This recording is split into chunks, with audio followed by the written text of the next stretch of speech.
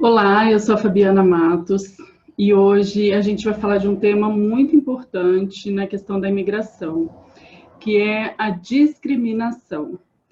Então, a gente vai conversar um pouquinho sobre esse assunto, esclarecer algumas dúvidas, saber a importância de tocar nesse tema durante o processo da imigração e a adaptação no país. Para conversar comigo, eu vou trazer aqui a doutora Jéssica. Vamos conversar com ela? Bom, então a gente está aqui no Segunda Chance com a Jesselyn para falar um pouco sobre o tema da discriminação, que é um tema muito importante mesmo para quem vai para outro país, para os imigrantes, para quem está se preparando para ir também já saber um pouquinho, né, sobre esse tema. E eu queria começar com você se apresentando, Jesselyn, para a gente. Fala um pouquinho do teu trabalho, dos teus projetos, o que você acha importante aí para o pessoal te conhecer um pouquinho. Tá joia. Bom, primeiramente, muito obrigada, Fabiana, pelo convite. Estou muito feliz de participar aqui com você e passar um pouquinho dos meus conhecimentos, né, para quem deseja mudar de país, né, especialmente, né, pensando no contexto aí de Portugal. Bom, eu sou a Jéssica Tashima, né, eu sou psicóloga, eu formei na Universidade Federal de Uberlândia, eu sou mestre em Psicologia Social do Trabalho das Organizações pela mesma universidade. E eu sou doutora pela UNB, Universidade de Brasília, em Psicologia Social do Trabalho das Organizações. Tanto o meu mestrado como o meu doutorado foram específicos nessa área de imigração. Então, o foco maior em imigração internacional também, né, em que eu estudei algumas variáveis aí que interferem na adaptação de uma pessoa a um outro país. Hoje, eu trabalho com imigrantes, né, tanto brasileiros que estão no exterior, fazendo atendimento psicológico, terapia, como também estrangeiros que estão aqui no Brasil, estrangeiros que falam inglês. E eu também faço um trabalho, né, voluntário com refugiados haitianos aqui da minha cidade, que é um trabalho realmente de acolhimento psicossocial. Além disso, né, eu também tenho uma vertente de treinamento intercultural, que é uma questão que é bastante nova aqui no Brasil, ainda não é muito divulgada, que é uma preparação psicológica para as pessoas que querem mudar de país. Então, eu faço desde assim, né, uma avaliação para ver as necessidades da pessoa, e aí a gente vai traçando alguns planos, né, de acordo com os objetivos, para a pessoa, então, né, poder se adaptar um pouco melhor em relação, né, a essas mudanças culturais. Também sou professora de psicologia em duas universidades aqui da minha região. Eu moro em São José do Rio Preto, então eu estou trabalhando também, né, mais nessa área social, né, nas universidades, que infelizmente ainda nós não temos, né, essa grade voltada para a questão da imigração, né, na faculdade. Então, eu sou professora também de um curso, né, que é o Psicologia Aplicada à Imigração, mas que não é no contexto das universidades. É de uma plataforma digital, que é Psicologia e Informação, né, que traz, então, um conteúdo extra, que é muito novo aqui no Brasil. Eu acho que é isso, né? Acho que deu para entender um pouquinho do que eu trabalho. Ah, legal. E assim, totalmente dentro até do projeto, do que fala o projeto de Segunda Chance, né? A questão mesmo da adaptação, do imigrante. E a gente especificamente fala dos brasileiros que vão para Portugal. Então, que bom. Então, é uma pessoa que está bem por dentro mesmo do assunto, que eu acredito que vai trazer um conteúdo bem legal. Em relação a essa plataforma que você falou, eu vou deixar na descrição o link do site, porque às vezes alguém assiste, se interessa, né, em fazer. Eu posso falar que eu sou testemunha, faço esse curso de Psicologia Aplicada à Imigração, que é conduzido pela Jesselyn, e é maravilhoso, fantástico, o conteúdo assim, incrível mesmo, muita coisa. E eu vou deixar na descrição do vídeo o link para quem se interessar e quiser conhecer um pouquinho mais. Bom, então a gente vai começar a tocar no assunto, falar sobre a questão da discriminação, né, que é um tema assim muito pertinente, que acontece. Eu acompanho muitos depoimentos, a gente vê o quanto a discriminação faz parte mesmo desse meio da imigração. E para a gente começar falando sobre o assunto, Jesselyn, eu queria que você falasse o que é discriminação, que você descrevesse para mim aí um conceito da discriminação. Tá. Então, a discriminação, ela é um comportamento negativo, injustificado em relação a um grupo ou aos seus membros. E é importante a gente saber que a discriminação, ela é diferente, né? Em relação, por exemplo, porque ela é um comportamento. E aí, assim, ela tem como base, né, o preconceito, que é um julgamento. Então, quando a gente parte para a ação, isso é discriminação. E aí as pessoas podem ser discriminadas por vários motivos, em relação à raça, em relação à idade, em relação à etnia, à nacionalidade, em relação à situação social, só para citar alguns, né? Por exemplo. Entendi. Então, quando fala discriminação, é quando já tem a ação, a atitude, o comportamento da pessoa em relação a uma dessas, né, diferenças, digamos assim. Então, assim, eu posso falar que o que gera a discriminação, então, são essas diferenças, né, que você citou, diferenças de grupo, seriam esses os fatos geradores da discriminação? Existem vários fatores que podem gerar, né, a discriminação.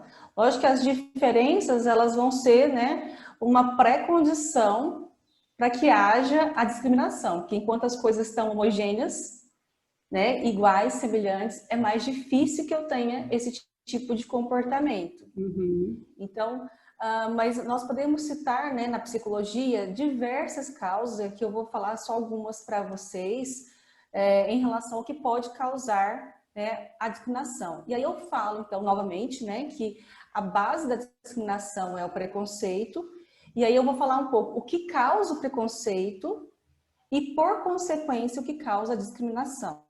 Tá.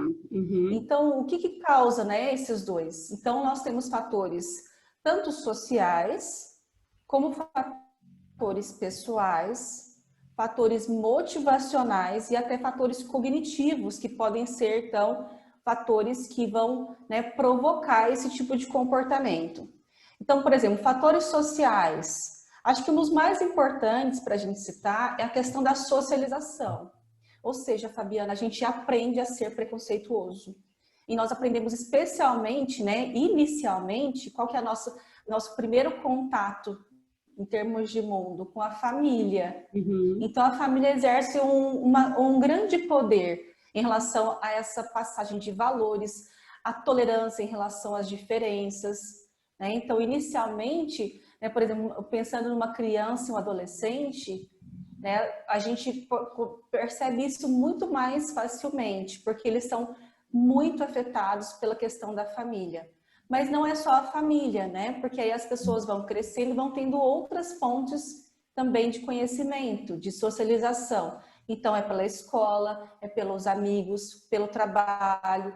Então, se no seu trabalho há, né, comportamentos discriminatórios e que são normalizados, né, dentro daquela cultura, eu também posso adotar esse comportamento e aprendê-lo, né, e passar o quê? A repassá-lo, né, no meu dia a dia. Então, eu posso aprender isso também no meu trabalho.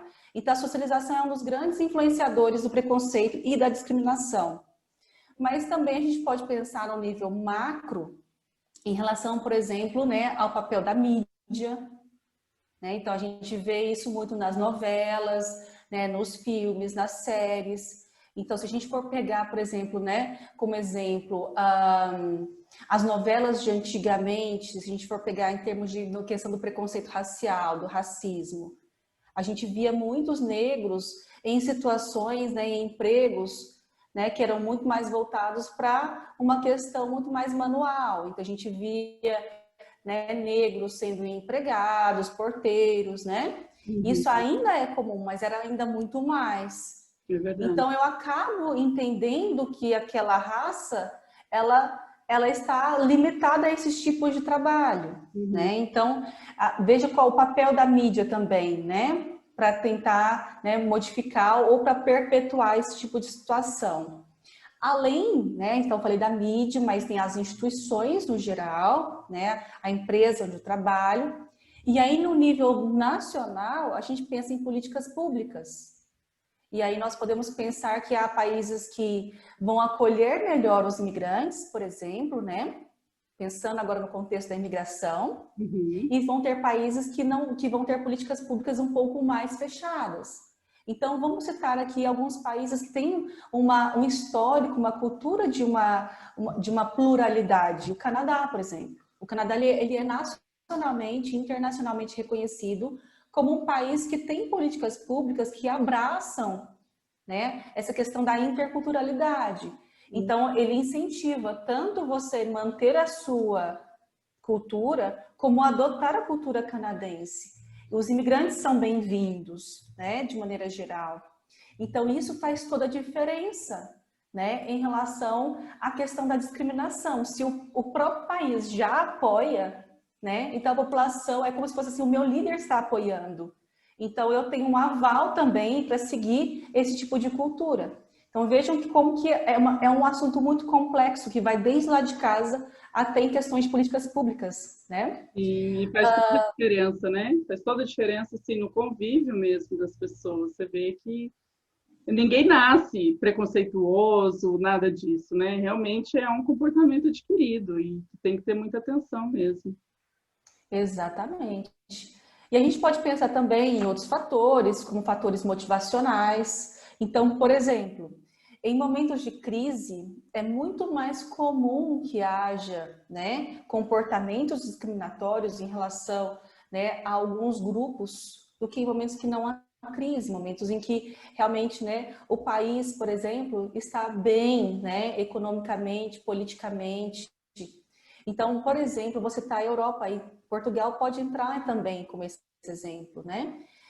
Se a gente for pensar em alguns anos atrás, em que alguns países da Europa estavam passando por uma situação de desemprego, e aí estava vindo um contingente né, de refugiados vindos do continente, por exemplo, né, africano, por exemplo, e disputando o mercado de trabalho junto com esses europeus. Então, foi um momento de ainda nós vemos, né, isso acontecer, mas um momento de muita xenofobia, que aí a gente vai falar um pouquinho sobre isso, mas de o quê? De aversão a esses refugiados, uma disputa, porque o país já estava vivendo um momento de crise. Então, isso é um fator motivacional. Em momentos de crise, esses comportamentos discriminatórios, eles são mais acentuados, né? E quando há disputa por recursos, e aí, no caso da Europa, a gente pode citar disputa por quê? Por emprego, né?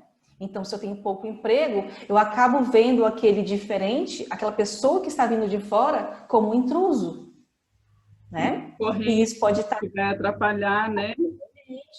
Exatamente. Uhum. Então, isso pode estar acontecendo também, né? Por exemplo, em alguns casos, em Portugal, por exemplo, né? Que a gente pode ver essa aversão também, né? A alguns grupos, inclusive brasileiros, Sim, né?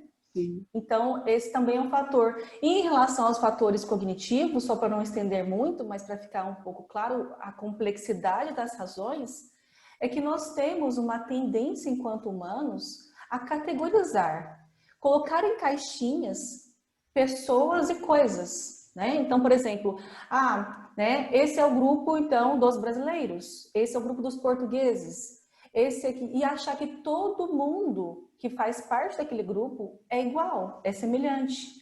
Isso se chama estereótipo. O estereótipo é quando eu atribuo características a um grupo, aos seus membros, né? E aí eu posso ter um estereótipo tanto positivo quanto negativo. Então, por exemplo, um estereótipo brasileiro em relação ao brasileiro que é positivo, né? Por exemplo, a nossa imagem no exterior é de que nós somos muito amigáveis, que nós somos muito alegres. Esse é um estereótipo do brasileiro e que é positivo. Mas qual seria um estereótipo negativo em relação aos brasileiros? Que nós somos malandros, né? Que toda mulher brasileira é prostituta. E isso é muito comum no exterior. Eu tenho relatos, né, de algumas, né, pessoas que estão no exterior e que falam, olha, eu tenho que provar 2, 3, 4 vezes mais do que outras mulheres de que eu não sou um profissional do sexo. Então, esse é um estereótipo negativo voltado para as brasileiras. Então, o estereótipo, né, então essa tendência que nós temos de fazer isso é uma base cognitiva para o preconceito. Por quê? Porque eu acabo generalizando todo mundo, achando que todos os brasileiros são daquela maneira, achando que todos os portugueses também. Então, isso, né, acaba sendo o quê?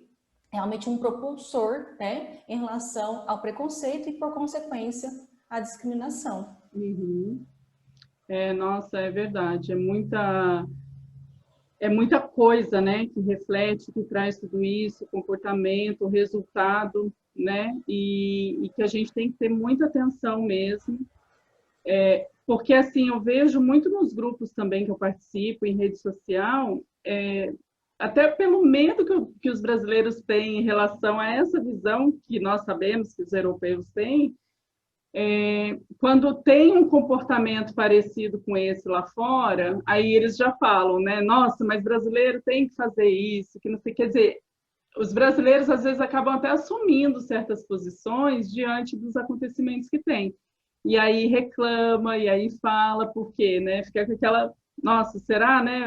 Eles já veem a gente assim, ainda vai um brasileiro lá e faz isso. Então, ainda tem aí dá uma reforçada até na questão do pensamento dos próprios brasileiros mesmo em relação ao que eles já sabem que tem lá fora, né? Às vezes vai até com um pouquinho de receio, já pensando nessa questão mesmo discriminatória. E tem diferença, Jéssica, discriminação, preconceito, xenofobia, porque são termos que são bem usados, né? Que a gente vê que o pessoal usa bastante. Tem diferença? Sim, como é que? tem diferença. Então, a discriminação é um comportamento negativo, injustificado em relação a um grupo ou aos seus membros, e o preconceito, ele é um julgamento. Uhum. Tá? Então, ele não chega a ser um nível do comportamento, da ação. Então, o fato de eu, por exemplo, eu achar, ficar comigo, eu ter comigo, né, que os brasileiros são malandros, por exemplo, né, isso é um preconceito. Eu não cheguei a gritar com ninguém, não cheguei a ser hostil com ninguém. Aí isso já seria discriminação, porque é no campo da ação. Bom, então, em relação à xenofobia, ela é um tipo de preconceito, né, voltado, então, para aversão, é uma aversão a tudo que é estrangeiro. Então, pode ser tanto pessoas estrangeiras, como produtos, serviços que vêm de fora. Então, isso é xenofobia, né? Então, por exemplo, a gente está verificando aqui no Brasil uma certa aversão de alguns grupos em relação à vacina chinesa. Isso é um tipo de xenofobia, tá vendo? Não é direcionado a uma pessoa diretamente, mas é o quê? Em relação a um produto, né? Que vem de fora, por exemplo. Então, xenofobia é isso. É uma aversão a tudo que é estrangeiro. E outra coisa, existe uma forma assim com que as pessoas enxergam a discriminação. Por exemplo, eu já vi algumas pessoas comentando que sofreu um certo tipo de discriminação, mas aí deixou lá onde aconteceu, foi embora e continuou lá bem a vida dela. E tem gente que sofre com isso, que recebe, que passa pela discriminação e realmente aquilo é pesado. Então, assim, dá para dizer que ela é mais pesada de acordo com o ponto de vista de quem vive a discriminação? Ou seja, a forma com que eu enxergo aquilo que eu vivi, o comportamento do outro, isso pode deixar a discriminação mais leve ou mais pesada para mim? Com certeza, com certeza. Então, assim, a discriminação, ela pode acontecer para duas pessoas, da mesma forma. Mas vai ser a forma como eu vou interpretar aquele fato que vai ser determinante para que isso pode ser causa de um sofrimento ou não. Então, por exemplo, né, se eu percebo aquele fato como uma situação, uma diferença cultural, aquela pessoa ela me tratou assim porque realmente faz parte da cultura dela. Então, vou dar só um exemplo aqui. É muito comum eu escutar, né, e assim, eu tenho alguns pacientes de brasileiros que moram em Portugal. Então, o que eu escuto de relatos? Ah, os portugueses são muito secos, eles são muito diretos, né? Eles são muito hostis, eles são muito diferentes de nós brasileiros. E aí, o que que acontece? Alguns brasileiros percebem isso como algo que faz parte da cultura deles, que faz parte do jeito deles. E acabam não sendo tão afetados por isso, porque entendem que é uma diferença cultural. Agora, outros não entendem que isso é uma diferença cultural. Veem aquilo como uma coisa direcionada, pessoal para eles. Então, aí é que mora a questão. Se você acha que aquela questão é pessoal, direcionada para você, e você acaba absorvendo aquilo, né, então você vai sentir muito mais o preconceito, né, a discriminação. Uhum. Tanto é, Fabiana, que assim, uma questão que a gente faz em termos de pesquisa a gente vai avaliar a percepção de discriminação e não a discriminação em si. Então, Ah, eu pergunto como que aquela pessoa percebe aquele ato, não o ato em si, porque para mim o que interessa é a interpretação que ela faz do ato, para uhum. você ver o tanto que isso realmente te importa. Nossa, é.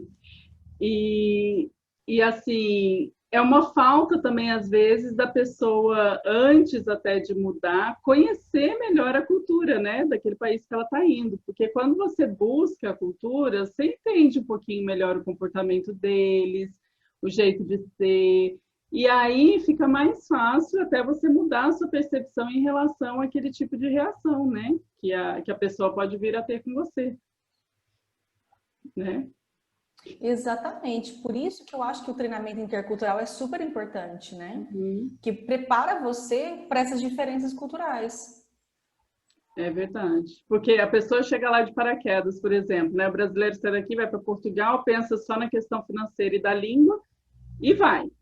E aí cai lá naquele meio e, na verdade, ele acaba querendo que o comportamento das pessoas que estão lá seja o mesmo dos brasileiros, porque é o que ele tem, é a história que ele tem, é a cultura que ele conhece.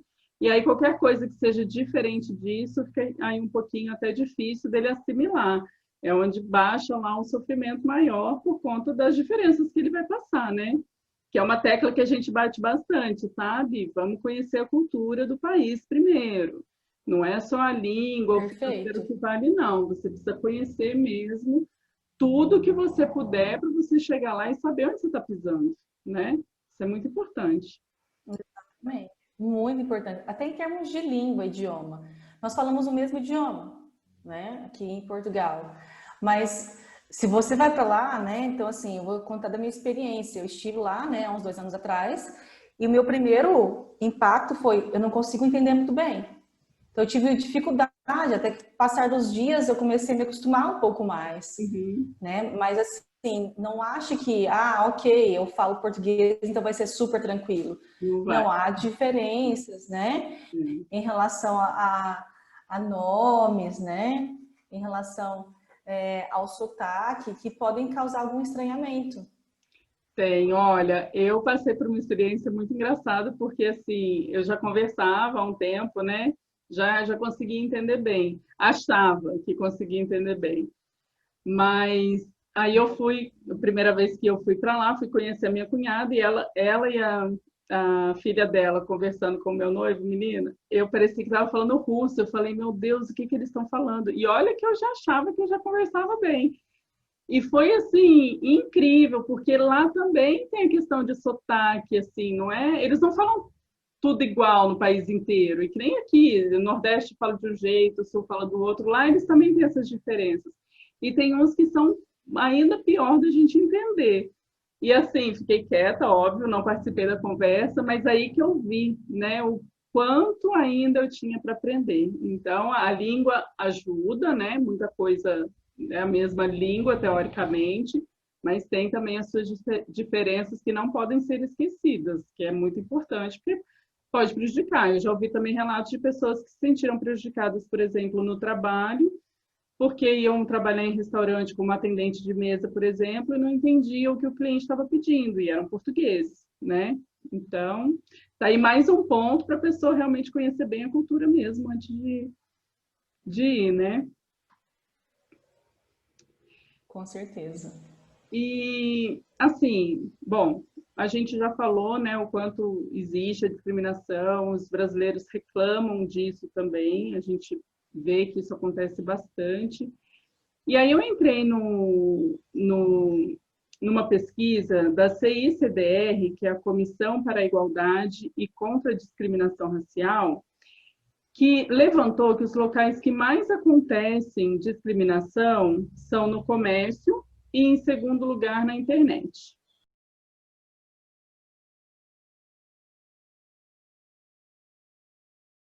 Você sabe dizer para a gente, Jesselyn, o que acontece ou por que nesses locais seria locais assim de maior discriminação? Olha, eu acho que é importante a gente pensar que assim, né? Aqui vai ser um palpite, né? Pensando no contexto, mas precisaria de um estudo mais aprofundado para realmente te dizer com toda certeza o que está acontecendo. Mas eu apostaria em dizer que no comércio é onde acontecem as maiores interações, né, entre portugueses e brasileiros, por exemplo. Então, sempre que você, por exemplo, você sai de casa, você vai almoçar em algum lugar, comércio, você vai comprar alguma coisa, você vai adquirir algum serviço. Então, é onde acontece muito mais a interação. Você concorda comigo? Então, por conta disso, né, por ser o local, né, assim, a situação que mais tem interações entre brasileiros e portugueses, a gente pode pensar que também vai ser o local onde tem mais discriminação, né? Agora, em relação à internet, a gente pode pensar que é uma situação em que, assim, as pessoas, né, e isso acontece muito, se a gente for pensar não só, né, em relação a brasileiros e portugueses, mas a gente tem visto aqui no Brasil também bastante atos discriminatórios na internet. E por que as pessoas, né, têm, né, bastante esse tipo de comportamento? Porque elas se sentem mais protegidas pelo anonimato, às vezes, muitas vezes, né? Ou pela, né, a questão da impunidade. Então, muitas vezes, aquele comportamento passa impune, passa despercebido. Eu posso né, inventar aqui um perfil falso para agredir esses brasileiros.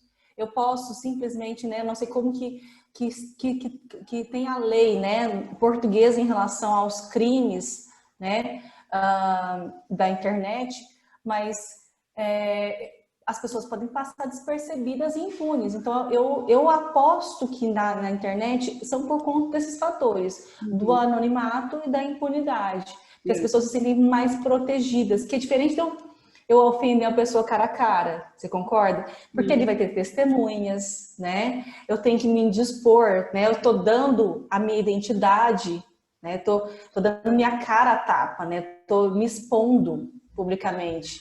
Então é muito mais difícil, as pessoas se sentem protegidas atrás da internet. É verdade. E assim, existem mesmo grupos de ódio mesmo, né, na internet, de tudo quanto é tipo de preconceito, discriminação. E você vê que as pessoas fazem campanha, pede para denunciar e pede bloqueio, e no final o grupo está lá, do mesmo jeito, e não, nada acontece. Realmente ainda é uma situação que precisa ser muito olhada, porque acontecem coisas absurdas, e tem que ter, né, de alguma forma, uma proteção ali para poder parar com isso, né? A gente conseguir também ter um ambiente na internet de respeito ou de justiça, até para dar uma segurada nesses crimes, porque é muita coisa mesmo. Ainda pegando aí os dados da CICDR, o principal fator discriminatório, em uma pesquisa que eles fizeram em 2019, é a questão da nacionalidade. Por que será assim essa diferença cultural, né? Existe, porque existe, né, de acordo com a nacionalidade. Seria porque assim a questão da aceitação das pessoas de outras nacionalidades, porque realmente é o que mais prevalece ali na questão de discriminação, é mesmo a nacionalidade.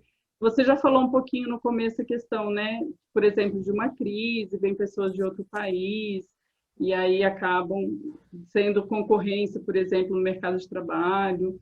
Tem mais alguma coisa assim que faz com que a discriminação em relação à nacionalidade esteja no topo?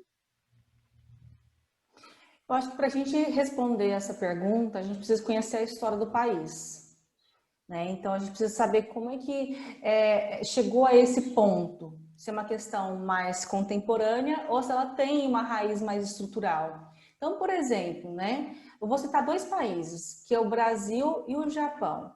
Então, por exemplo, no Brasil, nós temos um racismo estrutural, que vem lá da época, né, da escravidão. Tem todo um contexto que justifica o que nós estamos passando hoje, né? Então, nós precisamos entender todo esse processo histórico para a gente entender o porquê que acontece esse racismo no Brasil até hoje. Em relação ao Japão, por exemplo, o Japão ele passou por, né, por muitos séculos, né, alguns séculos fechado. Ele se fechou, né, em termos culturais. Então, havia uma homogeneidade cultural muito grande. E aí, quando começaram a vir esses estrangeiros, houve o quê? Um estranhamento. Então, hoje a gente pode pensar que o Japão ainda é um país muito homogêneo, culturalmente falando, e com uma certa dificuldade de aceitar as diferenças culturais. Mas por conta, né, de toda essa questão histórica, né, que assim, eu também não vou, né, me alongar muito em relação à história de que aconteceu isso, mas um dos motivos foi por conta desse fechamento que eles, né, que aconteceu durante muitos séculos no Japão.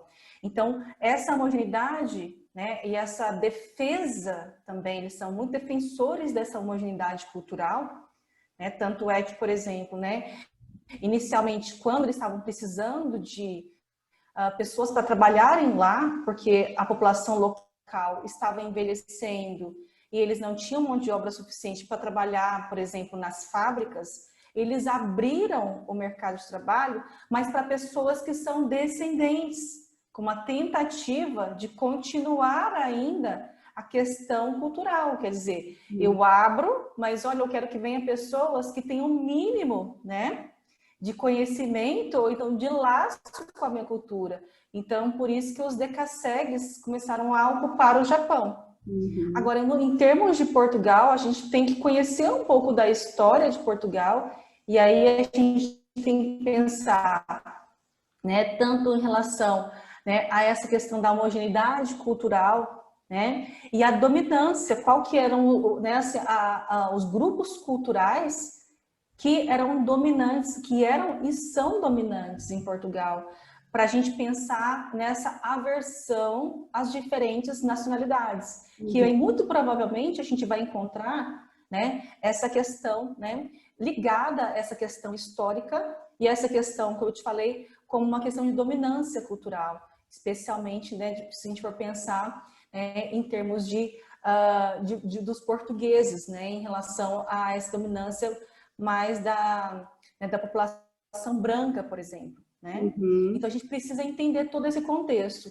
Mas então, se a gente for pensar que a nacionalidade, talvez ela é mais evidente em termos de discriminação do que a raça, é porque talvez não há tanta heterogeneidade, né? Não há tanta diferenças em termos de raça em Portugal, como é o caso aqui do Brasil, por exemplo, né?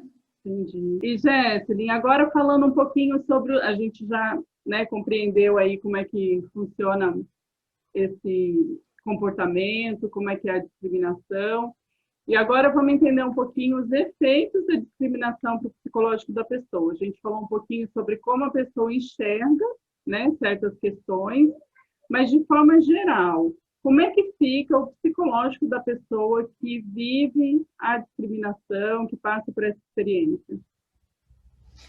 Olha, a gente pode pensar que se for uma questão até a longo prazo, nós temos efeitos na saúde, tanto física como mental. Então, pessoas que são submetidas, né, por muito tempo a questões de discriminação, elas têm, né, uma saúde mais prejudicada por conta do estresse elevado. Então, é como se o meu sistema, né, todo o meu corpo, ele estivesse sempre em alerta, Fabiana. Né? Então, eu acabo, né, ativando muito mais, né, né, esse sistema de alerta, a gente pode pensar até em termos hormonais, né, aumento dos hormônios do estresse, como cortisol, por exemplo. Eu posso pensar que, assim, as minhas redes neurais ficam ativadas para, né, a fuga. Então, o sistema do medo fica muito ativado. Então, isso tem uma repercussão na saúde muito grande, porque aí, olha só, imagina você ficar todo, né, assim, como se fosse por muito tempo em estado de alerta. Isso é o que eles falam de um estresse, né, tóxico.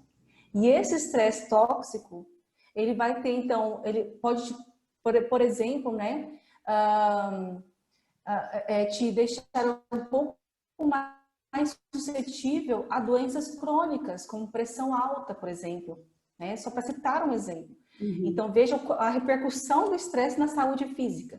E em termos emocionais, a gente pode pensar de imediato, então, a questão do estresse, uma baixa autoestima, isso pode acontecer, é muito comum acontecer. A pessoa, ela sente que ela é o problema, que ela é inferior, então uma baixa autoestima. Aí a gente pode pensar também, né, que as pessoas, aí quais são as consequências disso, do estresse, da baixa autoestima?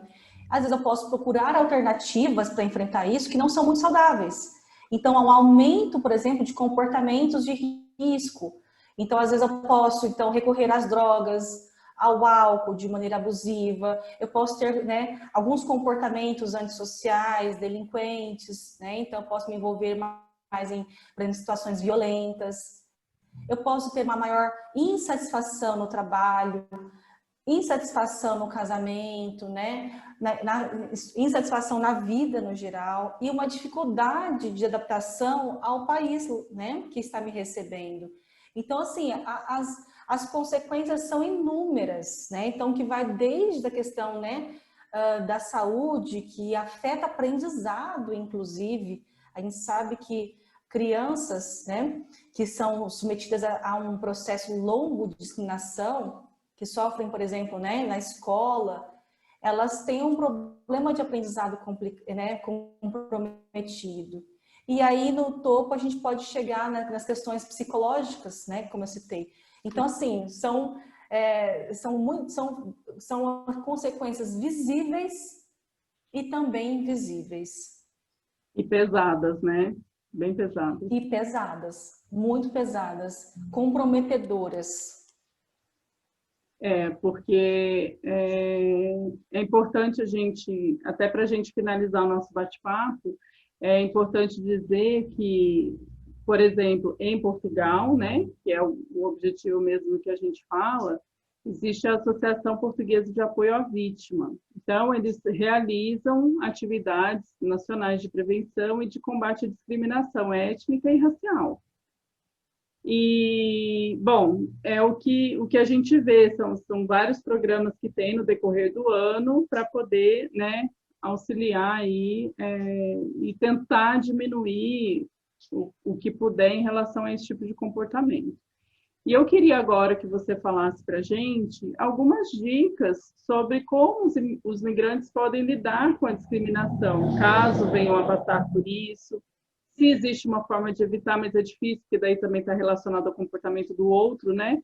Mas, assim, se passando por essa situação, como é que pode ser o comportamento da pessoa para saber lidar com isso e tentar evitar essa quantidade de prejuízos para a saúde que acarretam por conta da discriminação? Acho que você já falou né, que, por exemplo, em relação aos brasileiros que moram em Portugal. Então, tem essa associação, né? Sim. Que você disse. Uhum.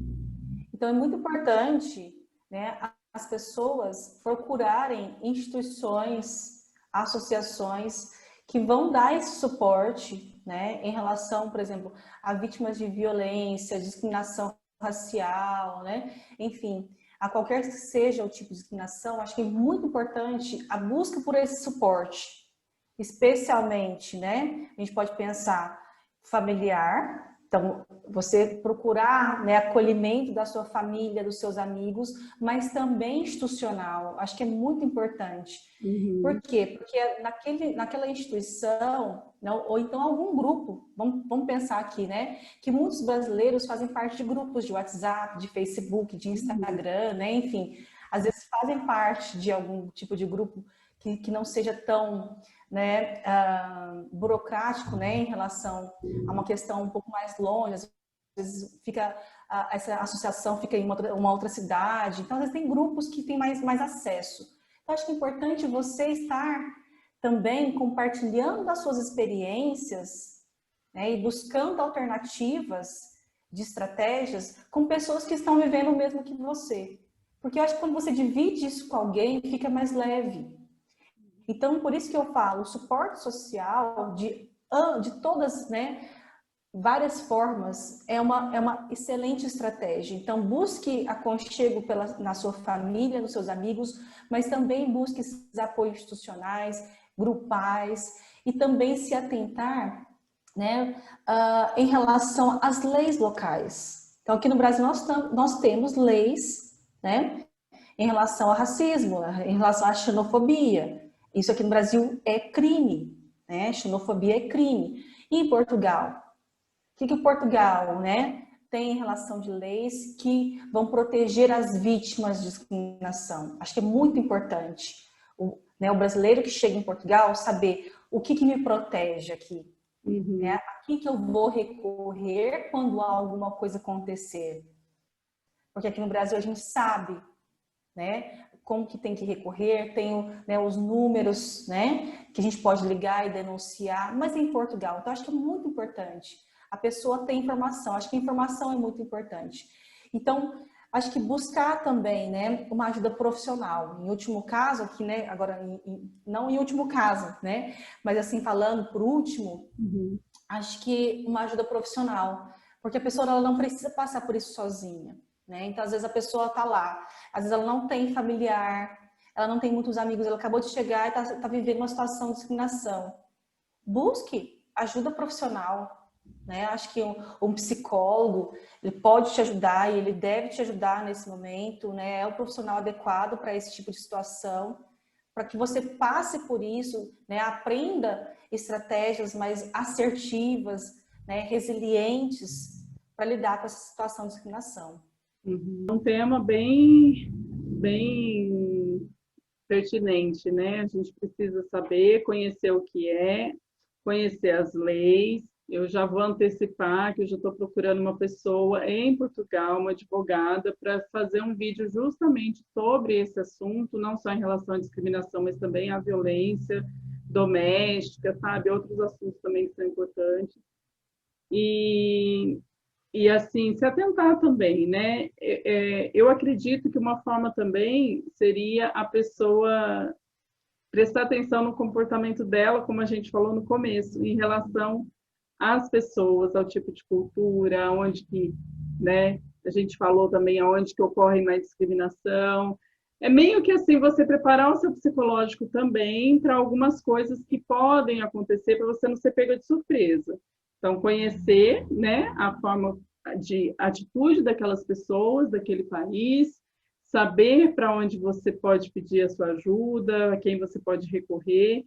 Então, são dicas aí bem valiosas mesmo para preparar o imigrante, para não interromper o sonho, né? Porque tem gente que às vezes passa por certos tipos de situação, a pessoa sai do Brasil, vai para Portugal, geralmente as pessoas que vão em busca de uma vida nova mesmo, e aí passa um tipo de situação assim, de discriminação, por exemplo, que se ela realmente não tiver uma condição ali, né, psicológico fortalecido para combater aquela situação, ela pode chegar ao ponto até de desistir de tudo, largar tudo e vir trazer uma frustração aí para o Brasil de volta.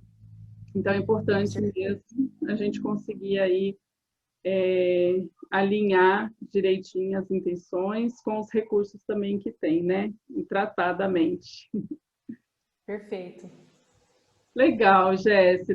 Bom, eu só tenho a te agradecer mais uma vez por você ter aceitado aqui o convite para bater esse papo. Trouxe muita coisa importante para a gente. E eu tenho certeza que as pessoas que estão assistindo esse vídeo, que pegaram aí muita informação nova, um conteúdo incrível, que vão utilizar aí na meta de vida delas em relação a imigrar e que vão poder ter já algum suporte, né? Ou seja, mudar a mentalidade para conseguir seguir na direção daquilo, dos objetivos que elas querem com uma mudança.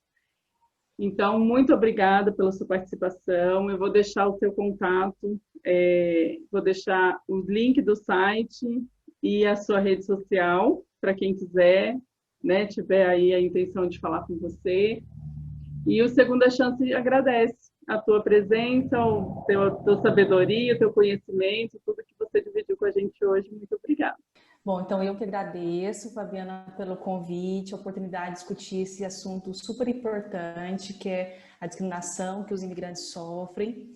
E eu me coloco à disposição de todos aqueles que quiserem compartilhar alguma situação, tirar alguma dúvida em relação a esse processo de migração. Estou super à disposição de vocês, tá bom? E é isso, muito obrigada. Gostou, né? A gente não pode deixar de falar, você pode deixar nos comentários também se tiver alguma questão que a gente leva para a Jesselyn também.